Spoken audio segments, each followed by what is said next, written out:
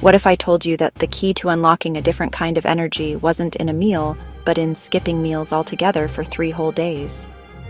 It sounds completely bonkers, doesn't it? We are taught from a very young age that we must eat 3 square meals a day to be healthy and strong. The idea of voluntarily giving up food for 72 hours can seem not just difficult, but perhaps even dangerous. Yet more and more people are exploring this ancient practice, curious about what happens when you press the pause button on your digestive system. It's a journey that promises challenges, but also some rather surprising rewards that have very little to do with what's on your plate. My own journey began with a mix of excitement and a healthy dose of apprehension. The first few hours were deceptively simple. I had my last meal and then nothing. It felt like any other evening.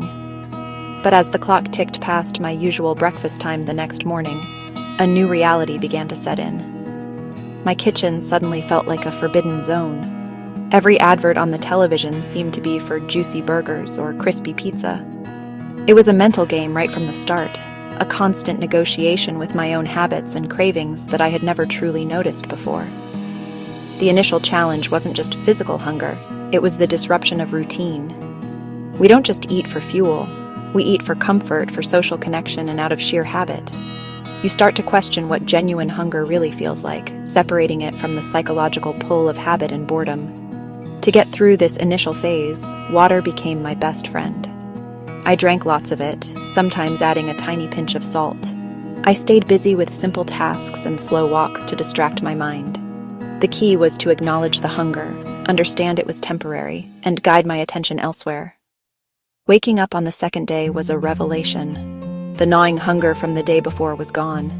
It was replaced by a strange but not unpleasant sense of lightness and calm. My body had fully made the switch. It was now breaking down fat into molecules called ketones.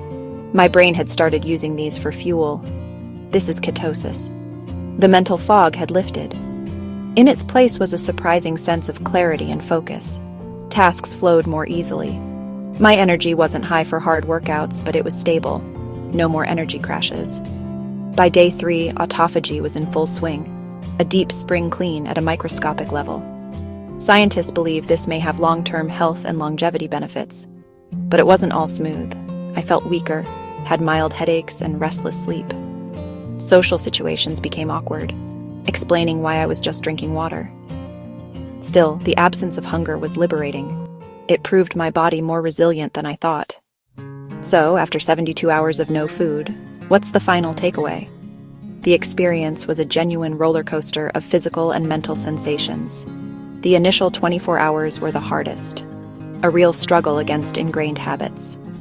Pushing through opened the door to surprising mental clarity and steady energy from ketosis. And deep cellular cleaning, autophagy, may confer long-term benefits. It was a powerful lesson in self-control and body awareness. But this is not a magic bullet for weight loss or a cure-all. Headaches, dizziness, muscle aches, significant fatigue. This fast is not for people with diabetes, heart problems, pregnant or breastfeeding women, or those with a history of eating disorders. Don't attempt it on a whim. Consult a doctor. Do your research and prepare. Start with shorter fasts, like intermittent fasting, to see how your body responds.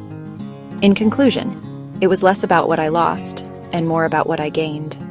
A new respect for my body, a deeper understanding of hunger, and surprising mental sharpness.